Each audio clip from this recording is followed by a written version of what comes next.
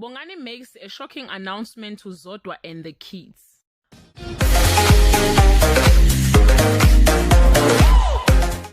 Hello everyone, welcome back to Sunday Live Trend. Thank you so much guys for tuning in. I'm here to update you of what is going to happen on Gomora from the 1st to the 5th of November 2021 on Monday. Don't find himself chasing his tail thanks to Tati. Ladies proved to be the rock and it had a place for a desperate Melusi on Tuesday.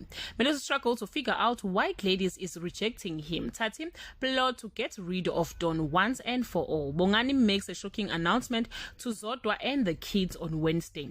Don issues a hit on Tati. Bongani and Teddy clash in the household on Thursday. Tati received a death threat. There is a break-in at Zodwa's and her entire family is under attack on Friday. Tragedy brings Melusi and Gladys back together. Stumo and Brains mess up a mission Don send them on. Mazet remind Tati what needs to be done to get rid of Don. Guys, this is all I have for today. You can leave your comment below and share your opinion. Bye.